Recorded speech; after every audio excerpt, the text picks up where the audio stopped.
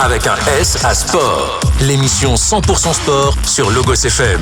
Toute l'actualité sportive de la région passée au crible avec Olivier et toute sa team. La team féminine, aujourd'hui, une fois n'est pas coutume, d'ailleurs, non, je ne sais pas pourquoi je dis ça aujourd'hui, parce que c'est très souvent que vous êtes regroupées toutes les deux, donc ça devient une coutume. Bonsoir, Virginie Van der Merch, notre sophrologue directrice de Sophrocap. Bonsoir tout le monde. Et Léa Zouzart de Clermont Sport. Salut Léa. Bonsoir à tous. Allez, vous avez l'habitude aujourd'hui, 2 rendez-vous sportifs en première partie. Deuxième, troisième partie, il nous rejoindra tout à l'heure notre invité. Ce sera le président du CL Châtes-Combrailles. C'est un club de tennis de table de Châtes-Beaufort. C'est Julien Quinça qui sera avec nous. Et puis on terminera l'émission avec le traditionnel coup de cœur, coup de gueule et le quiz avec vous, mesdames. Allez, on commence tout de suite cette émission avec les 2 résultats pro que je vous ai choisi de débriefer. On va parler de l'ASM qui s'est imposé face au Biarritz Olympique 39-11. Biarritz qui était dernier, donc on va dire une victoire logique, mais est-ce qu'elle a été rassurante cette victoire ? Qu'est-ce qui veut commencer ? Léa ? Rassurante, effectivement, peut-être pas sur tout ce qu'on voit de l'ASM sur la saison. C'est vrai que c'est une victoire assez large, hein. Ils ont marqué 6 essais, il me semble. Mais comme tu le disais, voilà, Biarritz, ils sont en grande difficulté, ils sont derniers. Donc c'était une victoire quand même qu'on attendait, qui aurait été un vrai échec pour le coup s'ils n'avaient pas gagné, en plus à domicile. Mais après, comme à chaque match de l'ASM, sur tout le long de la rencontre, c'est pas forcément effectivement rassurant parce que on s'attend parfois à plus de niveau. Enfin, ça manque un peu. Voilà, c'est pas l'ASM qu'on a pu connaître à certains moments. Et là encore, même si sur le score ça se ressent pas forcément, on sent quelques faiblesses. Après, le groupe évolue pas mal aussi, ça change pas mal en ce moment, il va y avoir des départs, il y a des blessés et tout, donc ça aussi c'est à prendre en compte, mais c'est pas forcément rassurant. Voilà, là on peut pas trop se prononcer sur parce que c'était un adversaire assez faible, mais face au gros, pour l'instant ça donne pas grand chose, et c'est là le vrai problème qu'il y aura, même si là ils sont remontés à la 7e place, égalité avec Castres. Mais pour remonter encore plus, va falloir vraiment monter en niveau, je pense. Virginie. Moi, clairement, je pense que vraiment l'ASM est en crise interne. Hein. Y a une crise interne, je pense, palpable depuis quelques mois, de toute façon. En effet, en plus, il y a des départs annoncés de Para, des départs annoncés de Lopez, qui sont quand même des joueurs emblématiques de l'ASM, et à mon avis ça joue sur le groupe, c'est sûr, et ça se voit sur le terrain. C'est une équipe pour moi qui est pas trop soudée, hein. Il y a eu en effet ce match contre Biarritz où il y a eu pas mal d'individualités qui sont ressorties du groupe, mais pas forcément un groupe soudé, et ça c'est une vraie problématique en rugby. Quand il n'y a pas ça, donc non, c'est pas du tout rassurant, et franchement moi qui adore l'ASM, c'est plutôt même triste de voir que ils n'arrivent pas à performer correctement sur le terrain et à être un vrai groupe soudé comme on les a connus, quoi. Ils sont pas au niveau, c'est sûr. Alors c'est vraiment une saison de transition, hein, on le dit depuis le début de l'année. Nouvelle équipe de dirigeants, nouveau staff, des joueurs emblématiques qui vont partir, des nouveaux qui vont arriver. Bon, ça fait partie de la vie d'un club. Malgré tout, même si les résultats sont moyens, il se trouve qu'effectivement l'ASM est pile au milieu avec cette 7e place, mais il n'y a jamais que 2 points de retard par rapport au Loup qui est 4e. Donc il n'y a rien non plus de dramatique. On peut toujours espérer les playoffs. Et puis après, une fois que les playoffs sont lancés, on peut tout imaginer. Tout est possible, non ? Oui, c'est sûr, mais tu vois, moi, ce que je retrouve pas sur le terrain cette année, c'est-à-dire qu'on ne sent pas cette envie qu'il y a toujours eu, mais cette âme de l'ASM qui est fière de porter ses couleurs, moi, je le sens pas du tout sur le terrain quand je vais les voir jouer, pour le coup, les week-ends. J'ai bien l'habitude d'y aller, et voilà, et puis... il y a des supporters aussi qui y croient moins, donc on les pousse moins derrière. Il y avait encore que 14 000 personnes au stade ce week-end. Pourtant, ils avaient essayé de faire des choses autour de Noël pour que ça amène plus de supporters. Pas plus que ça, pas plus d'ambiance que ça. Donc moi, c'est plutôt là-dessus que je suis un peu triste et à la fois un peu inquiète en me disant et qu'est-ce que va devenir l'ASM demain ? Tu partages cette inquiétude, Léa, ou tu restes quand même optimiste ? Un peu des deux. Enfin, effectivement, comme tu le disais, au classement, c'est pas non plus si catastrophique. Ça reste quand même une grosse équipe avec des ambitions quand même de play-off et c'est quand même dans le haut de classement. Mais c'est vrai que voilà, il y a des départs annoncés. On ne sait pas pour la suite si ça va vraiment être en mieux ou en mal. Et puis c'est vrai que l'engouement semble un peu s'essouffler parfois. Alors après, je ne sais pas, est-ce que c'est lié peut-être avec aussi le Clermont Foot qui lui aussi maintenant est au niveau. Peut-être il y a des gens qui choisissent entre les deux et qui sont maintenant portés sur le foot, je ne sais pas. Mais c'est vrai le stade est moins plein que d'habitude et du coup, c'est un cercle vicieux parce que l'équipe, elle a besoin de ses supporters et si elle sent moins de soutien de ce côté-là, ça aide pas. Voilà, prochain match en top 14, ça sera le 26 décembre. Il faudra vite digérer la dinde au lendemain de Noël. Ça sera un déplacement en plus face à Brive pour le derby. Et alors, il se trouve que le hasard a fait que j'ai mangé à midi avec les speakers des deux clubs, avec Jérôme et Stéphane qui sont speakers de Brive et de l'ASM. Ça sentait déjà un petit peu le derby dès l'apéro, je peux vous le dire. C'est un moment très sympathique. Et puis, l'ASM qui rejouera à domicile le 1er janvier. Là aussi, il faudra vite digérer le réveillon. Il n'y a pas vraiment de vacances, ce Boxing Day, c'est vrai que ça peut être sympa, mais compliqué pour les joueurs.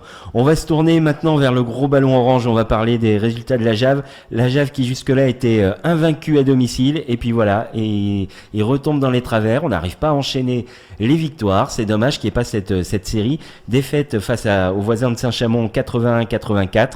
Et là aussi, une équipe qui reste dans le ventre mou, 8e, Vichy, avec autant de victoires que de défaites. Et c'est vrai que c'est dommage parce qu'il suffirait d'une petite victoire de plus pour repasser dans le top 5. Là aussi, il manque pas grand-chose, Léa. Oui, c'est dommage d'avoir stoppé cette série d'invincibilité à domicile, du coup. Mais voilà, Saint-Chamond, c'est les leaders. Ils ont perdu une seule fois, donc c'était quand même une grosse équipe que recevait la Jave. Donc, voilà. Ils se sont affrontés d'ailleurs en Leader Cup au début de la saison. Ils ont gagné le match à domicile, d'ailleurs d'une assez large victoire. Mais voilà, là, Saint-Chamond, ils ont repris vraiment C'était le début de saison, peut-être pas encore la grosse préparation. C'est ça. Là, on voit que voilà, ils ont perdu une seule fois, donc on voit qu'ils sont très forts. Et la Jave n'a pas su gagner à domicile. Ils perdent de peu, mais c'est une équipe qui n'avait pas forcément le même visage que d'habitude. La défense était un peu moins forte que d'habitude, alors que normalement c'est leur force, notamment sur leur match à domicile. Il y a eu pas mal de ratés au lancer franc aussi. Ils en ont mis que 17 sur 33. Donc oui, c'était pas leur meilleur match, mais en plus c'était face au leader. Donc forcément, ça n'a pas aidé. Virginie. Oui, c'est sûr que la Jave a fait un début de saison quand même qui était plutôt assez honorable. Alors après, oui, Saint-Chamond, on s'y attendait un peu, c'est-à-dire qu'en effet, comme dit Léa, leader du groupe, je pense est venu remonter à bloc. Il y avait vraiment envie de gagner sur un match à l'extérieur. Voilà ce qu'ils ont fait, ça se tient à rien, 84-81, en sachant quand même que sur le match, la Jave est quand même souvent dominée, à la fois en attaque comme aussi en défense, quand même pas mal, sur ce qui a pu être dit de ce que j'ai lu. Elle arrive au milieu de tableau avant la trêve. Là, ils ont une trêve d'un petit moment, je crois. Il va falloir bien rebondir sur les premiers matchs de début de deuxième saison, on va dire, qui sont hyper importants pour eux. Voilà, en tout cas, c'est une équipe, la Jave, qui, moi j'y ai été là, il n'y a pas longtemps, il y a une sacrée ambiance et c'est chouette, c'est vraiment, vraiment des beaux matchs. Et ils se donnent à fond. Vraiment, ça fait plaisir de les voir comme ça, donc faut y croire. Voilà, prochain match, ça sera en déplacement face à un autre gros morceau, parce que ça sera Chalon-sur-Saône qui est deuxième. Là, ils enchaînent les gros morceaux de la poule, mais au moins c'est là qu'on passe au révélateur. Match à l'extérieur face à une grosse équipe, et après il y aura effectivement une petite période de trêve pour les fêtes de Noël. Qu'est-ce qu'on peut espérer quand même au final ? Est-ce qu'on peut espérer voir la Jave terminer au moins dans le top 5 ? Ça serait plutôt une bonne saison. Je pense que c'est pas impossible. Si vraiment ils s'en donnent les moyens, je pense qu'ils en sont capables. Après, voilà, ça va se jouer à pas grand-chose, hein. Ça va être serré, je pense. Mais je pense que ouais, il y a de la place. Bon, et ben c'est ce qu'on leur souhaite à nos Vichysois. On va continuer à les suivre, que ce soit à domicile ou à l'extérieur. N'hésitez pas, je le dis à chaque fois, à aller encourager nos équipes locales dans leur salle, dans leur stade. Ils ont besoin de vous, que ce soit les pros ou les amateurs. N'hésitez pas à vous déplacer et à aller découvrir tous nos sports qui évoluent au plus haut niveau, même ceux qui sont au niveau régional, départemental. Tout le monde a besoin de vous. Nous, on va marquer une première pause. On se retrouve tout de suite après. Vous êtes sur Logos FM, c'est avec ASA Sport. Avec un S à sport. L'émission 100% sport sur Logos FM. Toute l'actualité sportive de la région passée au crible. Avec Olivier et toute sa team. Deuxième partie d'Avec ASA Sport, votre rendez-vous sportif hebdomadaire sur Logos FM. Vous avez l'habitude, la rediff, c'est le mercredi 20h, le podcast le jeudi matin sur notre page Facebook avec ASA Sport. Pour m'accompagner ce soir, Virginie van der Merch, Léa Zouzart et notre invité, le président du CL, je vais y arriver, Châtes-Combrailles, oui, CL, c'est pareil, hein, tout ça. Julien Quinça, salut Julien. Salut Olive. Alors Julien, j'ai souhaité t'inviter, alors on va pas se cacher, on va pas se faire des grands vous, des machins, c'est pas le temps de l'émission, puis on se connaît depuis tellement longtemps. C'est ça. Que ça serait compliqué de ça sonnerait faux. Ça sonnerait faux, ça je confirme. Alors tu es président du club de Châtes-Combrailles, président du club de tennis de table, je l'ai pas précisé dans cette deuxième partie. Depuis combien de temps tu es président du club maintenant ? J'aurais fait ma 5e année aujourd'hui. Déjà 5e année, ouais. Ça passe vite. Ouais. Alors, c'est pas un club qui a 5 ans, ça a quelques années maintenant. C'est un club qui est sur sa 25e année. Donc, moi, j'ai pris le flambeau à la suite de 3 ou 4 autres présidents déjà. Et ça fait 5 ans que je suis président et ça se passe bien. Donc, t'étais là à l'origine du club, t'es arrivé quand Moi, je suis arrivé tout minot, en fait. J'avais 14 ans. C'était hier. Ouais, tout comme, ouais. Avant-hier. tout comme. Alors, je suis arrivé, j'avais 14 ans, d'une manière un peu fortuite, c'est que la première année où le club organisait son tournoi, moi j'avais une table chez moi, je jouais avec mon père, avec mes frangines, et le tournoi était là, j'ai dit, bah tiens, je vais aller y faire un tour.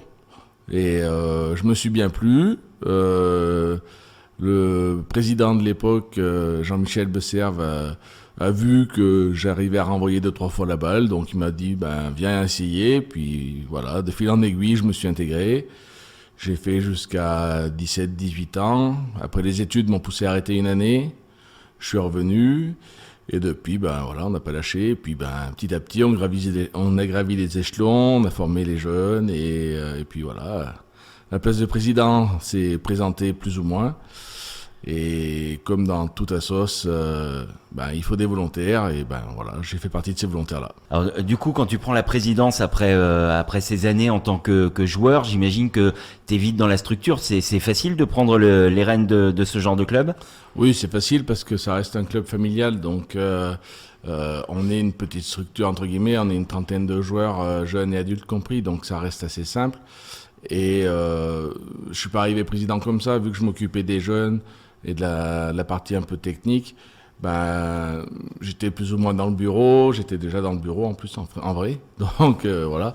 Donc après la place elle se prend, et puis je suis pas tout seul, j'ai tout le groupe qui est derrière, qui vient aider, qui est là pour les réunions, qui l'ancienne présidente Stéphanie Pourtier m'a pas lâché dans la nature comme ça, elle m'a bien aidé au départ, et voilà, donc ça s'est fait tout doucement, mais tranquillement, quoi.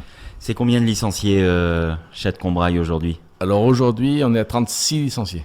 Et par rapport au bassin de population, vous faites partie des gros clubs du secteur, vous êtes dans la moyenne, comment vous vous situez ? Alors, dans le secteur, on est les seuls. Non, je rigole, on n'est pas tout à fait les seuls. On a Volvic et on a Gel, Pont-au-Mur aussi, mais ça reste quand même des clubs qui sont à 20-25 km, voire un peu plus de chez nous. Donc dans le secteur, on est quand même les seuls. Et il n'y a pas d'autres disciplines sur voilà. Chad ? Après sur Chad, il reste du foot, il reste de la musique, il reste de la pétanque, il reste voilà. Mais en club de sport. Ah non, il y a que nous. Non, c'est mes amis pétanqueurs qui vont en faire la gueule. Non, je veux pas me mettre à dos tous les pétanqueurs de Chad parce que j'en connais beaucoup. Il y en a un paquet, ouais, je confirme. Donc, non, après, en termes de nombre, ouais, 30, 35, on est monté jusqu'à 45 une année. Mais après, on a des structures qui nous permettent pas d'être plus gros, quoi. Alors, justement, vous évoluez où? Dans un gymnase ou est-ce que vous avez une salle spécifique? Alors, on a une salle spécifique. T'as vu le mec qui pose des questions en faisant semblant de pas connaître la réponse? Le mec, il est déjà venu, mais il s'en rappelle peut-être pas, en fait. Attention. On ne déborde pas tout de suite, c'est que le début de l'interview. Non, en fait, on a une salle qui nous est mise à disposition par la mairie. Et c'est une salle qui est une salle communale qu'on a retapée au fur et à mesure des années qu'on était au club. Donc la mairie nous la loue gracieusement. Donc merci à la mairie si jamais ils entendent. Il faut le dire aussi. Et alors c'est pas une salle qui est dédiée, qui est adaptée pile poil au tennis de table, mais ça reste une salle pour un club comme nous avec notre structure qui nous permet de pas démonter le matériel, de pas esquinter le matériel, voilà. Et dans les investissements de petits clubs comme nous, tout le matériel, ça permet de faire durer le matériel pendant des années et des années. Donc, Vous mettez combien de tables quand même sur les entraînements? Alors sur les entraînements, pour les gens qui vont connaître la salle, ça va les faire rire, mais pour les entraînements, on peut monter jusqu'à 8 tables. Pour les gens qui ne connaissent pas, ils vont dire c'est grand. Non, c'est pas grand. C'est 8 tables, mais serré. C'est serré, ouais, mais au ping-pong, on ne recule pas, donc ça permet de pas reculer. Mais ça parle aux initiés. Non, on met 8 tables. Idéalement, c'est 4 tables. 4 tables pour les compétitions. Ça reste encore un peu serré, mais bon, voilà. On fait au mieux, en fait. Alors, vous évoluez à quel niveau? Alors, on évolue au premier niveau départemental. Et en fait, on arrive à mettre une équipe à chaque niveau. On a 5 divisions départementales, donc nous, on arrive à avoir du premier niveau départemental jusqu'au 4e niveau. Et vous avez été plus haut à une époque, hein? Vous avez on a joué en régional, ouais. En régional. Ouais, on a essayé, on s'est frotté un peu aux joies de la régionale, les grands déplacements. Bon, nous, on a eu du bol, on n'a pas été loin, mais avec la nouvelle région Aura, ça peut piquer un peu, quoi, de se déplacer à Lyon et le niveau étant beaucoup plus élevé sur le Lyonnais.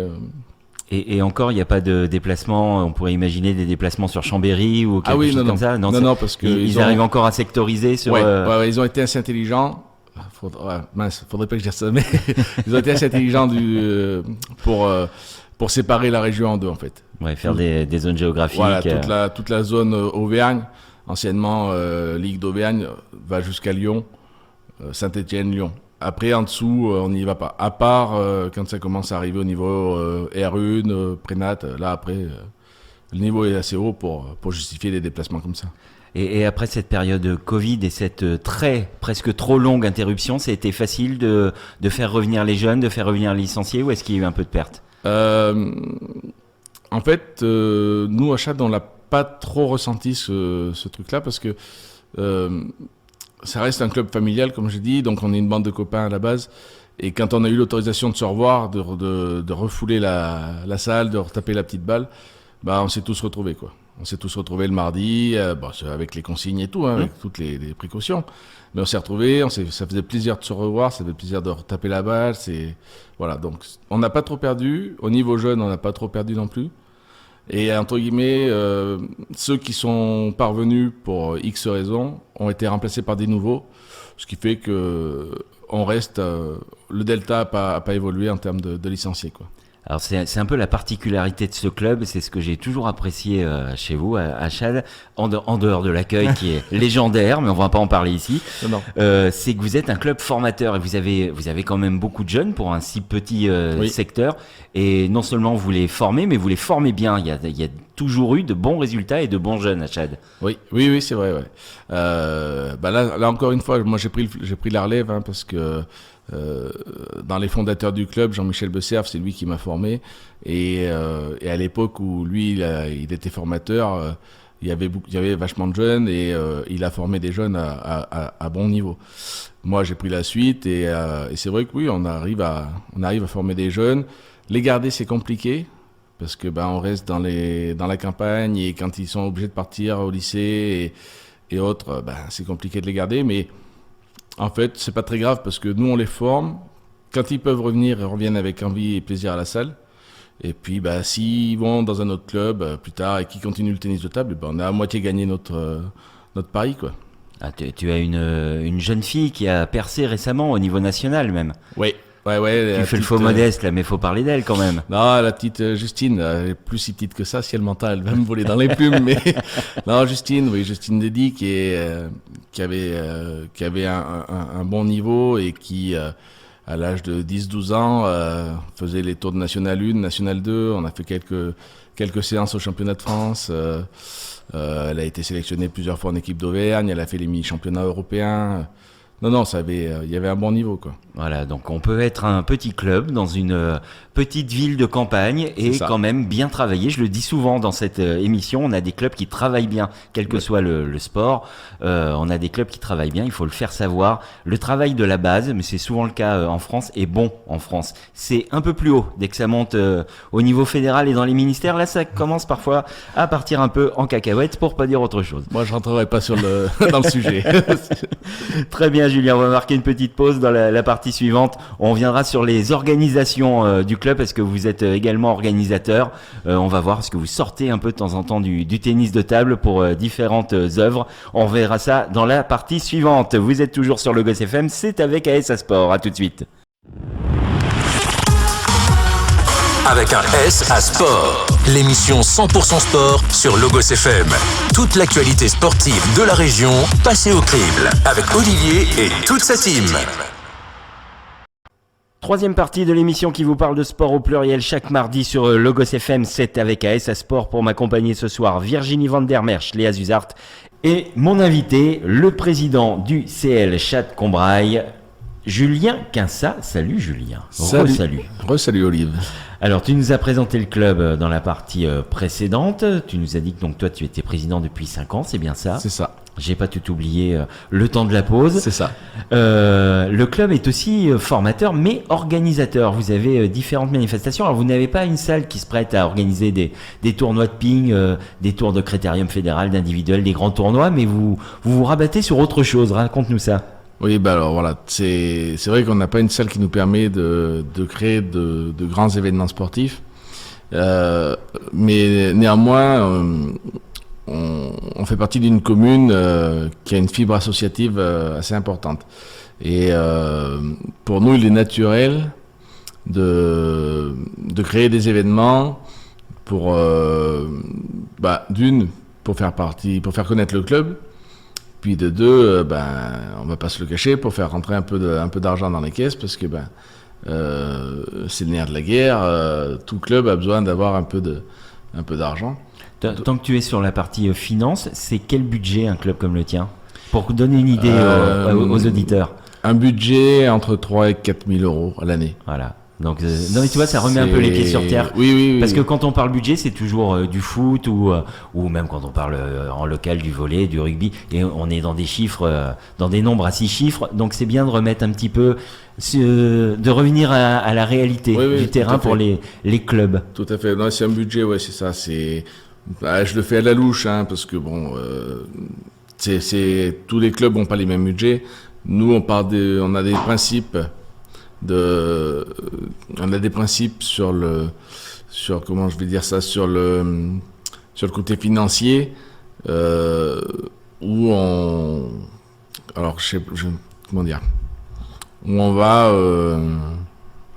va faire en sorte, on est dans un club rural et on peut pas se permettre d'avoir des tarifs et des tarifs comme certaines structures plus grosses en ville ou ailleurs. Il faut que la politique tarifaire soit raisonnable. Voilà.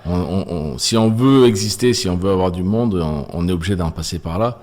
Pas de salariés, il n'y a pas de salariés au club. Non. Tout est fait par les bénévoles, y compris l'entraînement. Oui, c'est ça, oui. C'est ce qui soude aussi un club, je pense. Le bénévolat, alors bien sûr, on a toujours du mal à trouver des bénévoles, ça c'est un peu partout. C'est récurrent dans tous les sports et dans toutes les associations, mais c'est ce qui soude aussi un petit peu les gens. Et ce côté manifestation qu'on organise, il est là aussi pour ça, pour que les gens se connaissent en dehors du côté sportif, du côté je viens jouer à la table et puis après je m'en vais. Voilà, donc on fait pas mal d'organisations sur ça aussi. Voilà, on a récemment, ça fait 3-4 ans qu'on fonctionne avec le Téléthon une association de Vitrac, le Téléthon Pays de Vitrac, avec qui on fonctionne depuis 3-4 ans. Et pareil, ça c'est quelque chose qui nous touche, sur lequel on s'implique, parce que je trouve que c'est quelque chose d'important. Voilà. Alors après, moi je trouve ça, mais l'ensemble du club, du bureau est d'accord aussi. Et on a fait une manifestation il y a quelques temps, et l'ensemble du club a participé. Alors chacun à sa façon, chacun à sa hauteur, mais l'ensemble du club a participé. Ça nous a permis de faire une belle journée avec une majorité des fonds gagnés reversés au Téléthon. Alors la somme, je l'ai pas tout de suite, et je vais pas la dire tout de suite parce que c'est une surprise pour les gens du Téléthon. D'accord. Donc je peux pas vous la dire la dire tout de suite. C'est normal. Mais on apporte notre pierre à l'édifice. Voilà, ça c'est des manifestations qui sont agréables à organiser. C'est du travail, mais c'est agréable parce que c'est pour la bonne cause. Alors ça, c'est justement le côté caritatif, c'est le don de soi, mais comme tu l'as dit tout à l'heure, il faut faire rentrer un petit peu la caillasse. Alors oui. Comment vous faites pour gagner un peu d'argent? Eh ben, on organise tous les ans un concours de belote. C'est quelque chose dans nos campagnes qui marche bien. Et en fait, on organise ça. Ça permet, comme je disais tout à l'heure, de faire connaître le club et puis de faire rentrer un peu d'argent. Voilà, ce concours de belote. Après, on organise toujours aussi un tournoi de tennis de table sur la fin d'année en général. Alors après, on n'est pas sur les tournois officiels comme a fait le Stade Clermontois récemment, un gros tournoi à 200 joueurs. Non, on peut pas. Donc, on reste sur ce qu'on sait faire, le côté convivial, le côté sympathique, et du coup, ça marche bien aussi parce que il n'y a pas de prise de tête, les gens viennent pour s'amuser. Il y a le tournoi, il y a le petit verre de l'amitié, il y a le petit casse-croûte après tournoi, voilà. Puisque tu nous dis que ta salle tu ne peux pas organiser de grands tournois, est-ce qu'on pourrait pas imaginer que tu t'associes avec un club qui dispose d'une salle? Je pense notamment par exemple à Riom, avec la ville de Riom, qui pourrait, je sais pas, mettre à disposition une salle pour que, au nom de Chad, vous puissiez organiser un tournoi. Est-ce que c'est des choses envisageables, ça, ou pas? Alors, c'est des choses qui sont pas envisageables pour Chad, parce qu'on ne fait pas partie de la même Comcom. D'accord. Voilà. Nous, on est avec la communauté de communes du côté de Pont-Gibaud, et du coup, c'est pas du tout les mêmes communautés de communes, donc c'est compliqué à faire. Peut-être qu'à Pont-au-Mur, où je sais qu'il y a une grande salle, est-ce que là, on pourrait imaginer un rapprochement entre les deux clubs, même éventuellement pour une grosse organisation? Ça serait quelque chose de possible ou pas? Ou est-ce qu'il existe une petite rivalité entre les deux? Non, pas de rivalité. Pas de rivalité parce que ça sert à rien. Dans les clubs comme nous, il faut œuvrer tous pour la même chose, donc pour le sport, pour le tennis de table. Donc les rivalités de match peuvent arriver, mais elles sont vite oubliées. Ça, c'est de bonne guerre, ça. Voilà, ça arrive, ça. Mais c'est vite oublié parce que faut passer par-dessus ça. Donc après, oui, ça pourrait arriver d'organiser des choses à Pont-au-Mur, mais on reste encore dans des problématiques de communautés de communes vachement élargies et transporter une dizaine de tables pour faire 30 km aller, 30 km retour, c'est compliqué, quoi. Donc tout ce qui est grosse manifestation sportive à organiser, à l'heure actuelle, sur le secteur de Château-Beaufort, c'est compliqué, on peut pas. J'espère que notre municipalité pourra nous dépanner, puis il y a des projets qui sont en cours, donc on espère toujours avoir mieux. Maintenant, pour le moment, ce qu'on a, ça nous va, ça nous convient, et on fait avec, et ça. On n'a pas d'intention, on n'a pas l'ambition d'être un club à 200 licenciés, parce que c'est pas notre ADN. Notre ADN, c'est un petit club familial, 30, 40. Et le terroir, pardon, ne s'y prête pas non plus. On n'est pas dans une zone où tu vas récupérer facilement 200 personnes pour faire au tennis de table. Non. Bah non, parce qu'il faut monter chez nous déjà, donc Mais après on n'est pas dans un territoire où on peut faire ça. Par contre, je pense que avoir des bonnes conditions de jeu te permet de garder des joueurs et de après cibler des collèges, cibler des écoles pour faire venir la jeunesse, parce que le but du jeu aussi est là, c'est de faire venir les jeunes au sport, de faire venir les garçons, les filles, de faire venir différents publics, Et avec des locaux adaptés, tu peux faire venir différents publics. Tu peux même faire venir des publics handicapés, voilà. Et je pense que ça, c'est vachement important. Et on parlait tout à l'heure du niveau de l'équipe, l'équipe 1 qui est en départemental, mais il n'y a pas que ça. Tu as aussi une équipe féminine, tes équipes jeunes, vous touchez tous les publics. On essaye. Oui, on a une équipe féminine.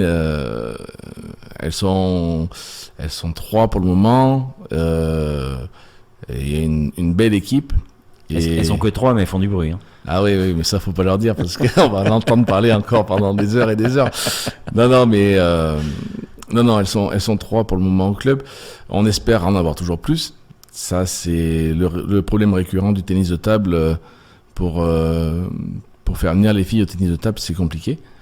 Mais voilà, justement, l'équipe féminine travaille sur ça avec le regroupement féminin, avec le comité départemental et la section féminine. Ça travaille à développer le tennis de table sur ce point-là. Très bien, bien. Si on est dans les Combrailles et qu'on a envie de découvrir ce club très sympathique, comment on fait ? Un site internet, un numéro de téléphone, une adresse mail, comment on peut te joindre ? Alors, il y a quelque chose qui marche très bien, qui s'appelle Google. On tape tennis de table Château-Beaufort. Et comme par miracle, on tombe sur notre page, le site du club, clchatcombraille, imonsite.com. Et voilà. Et les entraînements, c'est quel jour ? Donc, les entraînements sont les mardis et... Alors, on va faire plus simple. Pour les enfants, mardi à partir de 18h30 jusqu'à 19h30, vendredi de 18h à 19h30. Tout niveau, hein. Voilà, on fait pas un entraînement spécifique pour les compétiteurs et pour les loisirs, c'est tout le monde en même temps. Après, on dispatche selon le personnel qu'il y a, selon les jeunes qu'il y a. Et pour les seniors, on a un créneau le mardi à partir de 20h. On a un créneau le jeudi, les semaines de match, parce que les matchs étant les vendredis. À partir de 19h30, et on a un créneau le vendredi hors semaine de match pour voilà. C'est 3 créneaux qui sont à disposition. Alors je dirais pas la fin de l'entraînement parce que on va laisser les gens découvrir. Voilà. Très bien, merci beaucoup Julien, c'était important dans cette émission. Vous savez qu'on parle de tous les sports mais aussi de tous les niveaux. Bon, le tennis de table, j'ai jamais caché depuis 3 saisons que cette émission existe, que c'est un sport qui me tient particulièrement à cœur. C'est 25 ans de ma vie, ça s'efface pas comme ça. Et voilà, Chad, il y a toujours eu un attachement particulier avec ce club. Merci beaucoup Merci Julien. À toi Olive. Et nous on va marquer une petite pause, on se retrouve très vite. Vous êtes dans Avec ASA Sport sur Logos FM. Avec un S à sport. L'émission 100% sport sur Logos FM. Toute l'actualité sportive de la région passée au crible. Avec Olivier et toute sa team. 4e et dernière partie de votre rendez-vous sportif hebdomadaire sur Logos FM. Vous le savez, la rediff c'est le mercredi à 20h. Le podcast à partir du jeudi matin. Sur la page Facebook avec ASA Sport. Pour m'accompagner ce soir, Virginie Van der Merch, Léa Zouzart. Et on va terminer l'émission comme de coutume avec le traditionnel coup de cœur, coup de gueule et le quiz. Et aujourd'hui, j'avais un coup de cœur pour un sport que j'ai pas suivi depuis au moins 10 ans, si c'est pas plus, mais en entendant les résultats du week-end, j'ai eu envie d'y retourner un petit peu, c'est la Formule 1. Pour une fois, il y a une saison intéressante, tout simplement parce qu'il n'y a pas un pilote et une seule écurie qui domine tout. Alors parfois on peut avoir 2 pilotes dans la même écurie, on sait qu'il peut y avoir des petits arrangements entre amis, on l'a vu à la grande époque de Michael Schumacher où son coéquipier avait, quel que soit son coéquipier, il y avait strictement interdiction de le dépasser, d'être devant le seigneur Schumacher. Ça a été un peu le cas aussi avec Hamilton qui s'est fait battre une année par son coéquipier, le coéquipier a pris sa retraite dans la foulée. Voilà, donc il y a eu des périodes comme ça de grosse domination, on se rappelle des Prost Senna, et là on retrouve un peu ça. Cette ambiance, il y a un peu de haine, faut dire le mot, entre les deux pilotes, entre Hamilton et Verstappen. On a l'anglais tout dans sa britannicité, on va inventer des mots, hein. le côté gentleman un peu, c'est en tout cas ce qu'essaye de renvoyer Hamilton, et puis de l'autre côté on a le sale gosse qui est Verstappen qui est prêt à faire tous les sales coups pour gagner.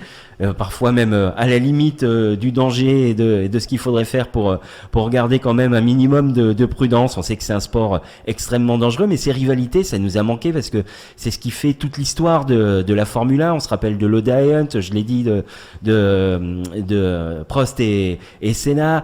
On se rappelle Hill et Schumacher, par exemple, Villeneuve, Schumacher. Enfin, il y a toujours eu des grands duels, et si possible entre deux pilotes qui étaient pas dans la même écurie. Et ben ça fait très longtemps que j'ai pas regardé un Grand Prix de Formule 1, mais je pense que la semaine prochaine, je vais me coller devant. Est-ce que ça vous donne envie, mesdames, cette fin de saison en Formule 1, où vous vous en foutez complètement et vous en avez bien le droit? Ah, le silence veut tout dire. Ah non, moi j'adore la Formule 1, j'adore ça, et c'est vrai que Hamilton, ça fait quelques années maintenant qu'il est en tête et qu'il n'a pas beaucoup de concurrence, à part, oui, effectivement, peut-être son coéquipier, mais c'est tout. Et donc là, c'est vrai que c'est une saison assez incroyable, avec enfin de la concurrence pour lui. Je pense que ça lui sert aussi à lui, parce que ça doit être ennuyant à force quand on est le meilleur et qu'on n'a pas d'adversaire à sa hauteur.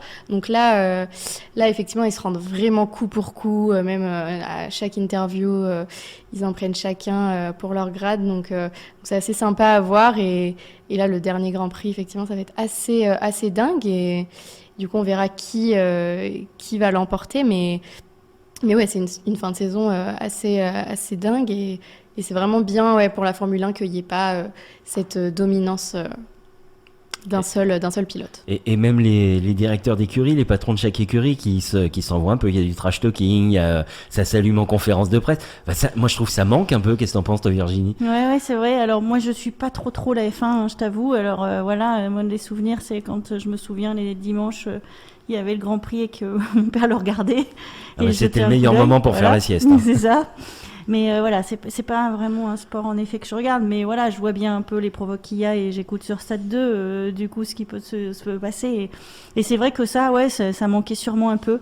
Pendant des années, voilà, il y a eu une seule domination, et là, c'est bien qu'il y en ait deux qui se tirent un peu la bourre. C'est toujours chouette à voir, quoi. Et puis c'est vrai que ces grandes dominations, quel que soit le sport, moi je trouve que ça tue un peu le sport.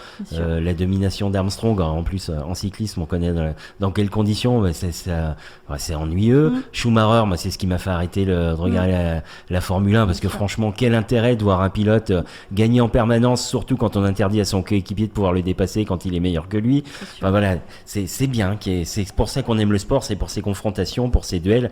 On a envie de ça, on a envie de sang, de larmes, de sueur. C'est ça le sport qu'on aime en tout cas. Allez, du sang, des larmes et de la sueur, vous allez en donner, mesdames, ça va être l'heure du quiz.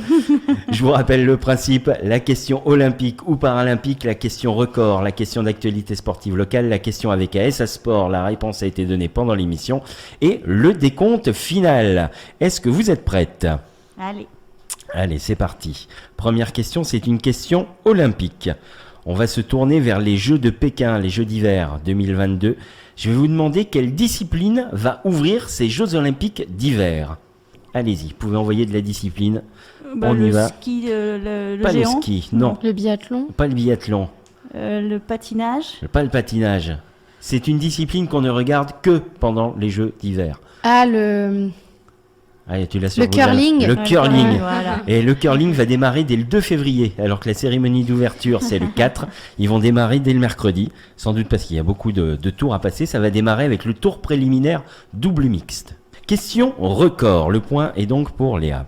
Question record. L'Australien Archie Thompson détient le record de buts. Vous me donnerez chacune une réponse, c'est Virginie qui commencera. Le record de buts en un seul match. Combien de buts a-t-il marqué en un match? Virginie, une réponse, la plus proche gagnera. Et c'est quoi comme sport du coup? En foot, pardon. Ok. Oui, record de buts, ça aurait pu être dans autre chose, oui. Record de buts en foot. 14. Léa. 10. Et bien le point, c'est pour Virginie. Il a marqué 13 buts dans le même match, et c'est pas si vieux comme record, ça date du 11 avril 2001. C'était une rencontre, une qualification de Coupe du Monde. C'était l'Australie face aux Samoa américaines, et l'Australie s'est imposée 31-0. Ça s'appelle une belle branlée. 31-0, c'est du foot, hein, c'est pas un score de rugby, hein, je le reprécise. Et donc 13 buts de l'Australien Archie Thompson, qui est donc le recordman du monde de buts en un seul match. Question d'actualité sportive locale, ça fait un partout. Contre qui Issoire est allé chercher sa première victoire à l'extérieur? Ça, c'est du rugby. La première qui me donne la bonne réponse. C'est Roanne. Non, c'est pas Roanne, c'est bien plus au sud. On est près de Marseille. Toulon. Non. Vraiment près de Marseille. Istres. Non. Une commune qui est connue pour son étang. L'étang. Allez, je vais vous donner la réponse, c'est Berre. L'étang de Berre. Ah, l'étang de Berre. Et ouais, c'est Berre l'étang, donc qui a été la première victime à l'extérieur de l'US Issoire. 32-24, belle victoire là de nos Issoiriens qui se replacent du coup à la 8e place de leur poule de Fédéral 1, qui sont repassés du côté des phases finales. Donc on espère que ça va continuer. On l'avait dit la semaine dernière, mais belle progression d'Issoire depuis quelques matchs. Début de saison difficile, et puis là ça y est, il semble parti sur des bons rails. Personne ne marque. Question avec ASA Sport, là ça va fuser la réponse. Je vais vous demander qui va être le prochain adversaire de la Jave. Saint-Chalon. Non, on dit. Non. Chalon. Chalon. Je fais un petit mélange là. Ah, c'était un mix entre Saint-Chamond et Chalon. C'est ça, ouais. Le point pour Virginie, Chalon-sur-Saône. Allez, le décompte final. On a démarré il y a quelques jours, là c'était en fin de semaine dernière, les championnats du monde féminins de handball. Je vais vous demander, c'est Léa qui commencera, de me retrouver les 10 dernières nations championnes du monde féminines de handball. Allez, c'est parti. Danemark. Le Danemark, oui, fait partie de ce classement. En 97, leur dernier titre. Virginie. La Suède. Non, il n'y a pas la Suède dans ce classement. Léa, pour repasser devant. Espagne. Il n'y a pas l'Espagne dans ce classement. On parle des filles, là. Hein. Vous me donnez beaucoup d'équipes garçons, là. États-Unis. États-Unis, non, les États-Unis ne sont pas dans ce classement des 10 dernières nations. Ça va nous emmener jusqu'en 1975, la blague quand même, hein, pour trouver 10 équipes. L'Allemagne. L'Allemagne, et je précise que je n'ai pas fusionné les pays, c'est-à-dire que des pays qui n'existent plus peuvent apparaître dans ce classement. Le point pour Léa, ça fait 3-2. L'Allemagne, c'est en 93, le dernier titre. Ok. La Russie. La Russie, oui. La Russie a été championne du monde en 2009, 2007, 2005, 2001. 3 partout. L'Angleterre. Non, il n'y a pas l'Angleterre. La République tchèque. La République tchèque, non, elle n'est pas dans ce classement. Léa. L'Italie. Non, il n'y a pas l'Italie. La Pologne. Non, il n'y a pas la Pologne. La Norvège. La Norvège est dans ce classement en 2015, 2011 et 99. 4-3. Bah, la France, non. Bah oui, la France, bien sûr, la France. Et la Quand France même. chez les filles. Et oui, en 2017 et en 2003. Deux ouais, titres de championne du monde, en plus du titre olympique cet été. Ok. Allez, on enchaîne. Ça fait 4 partout. Alors, il nous reste un pays d'Asie, un pays d'Amérique du Sud, 2 pays qui n'existent plus, et le champion du monde en titre que vous ne m'avez toujours pas cité, et qui est européen. L'Argentine. Non, il n'y a pas l'Argentine. La Belgique, non. Non, pas la Belgique. Un peu plus haut que la Belgique. Les Pays-Bas. Les Pays-Bas, oui, champion bien du monde sûr. en titre en 2019. Allez, on enchaîne. Un pays sud-américain, un pays asiatique et 2 pays européens qui n'existent plus. La Chine. Non, il n'y a pas la Chine. Le Japon. Non, c'est pas le Japon. On est entre les deux même. Entre les deux, donc revois tes leçons de géographie. Alors on refait vite la carte du monde. Au sud de la Chine et à l'est du Japon. Non, mais c'est pas À l'ouest, la Thaïlande, pardon, du c'est pas Japon. possible. Allez, La Corée, la Corée, Bah laquelle? du Sud. La Corée du Sud. En 95, la Corée du Sud, ça fait 5-4. Allez Léa. Le Brésil. Le Brésil, c'est le pays sud-américain. En 2013, 5 partout. Allez, 2 pays européens qui n'existent plus. Donc l'URSS. L'URSS en 90, 86 et 82. Allez, pour égaliser Léa. Pays qui n'existe plus. Oui. Donc que je n'ai pas connu. Je te confirme. La Yougoslavie. Non, pas la Yougoslavie.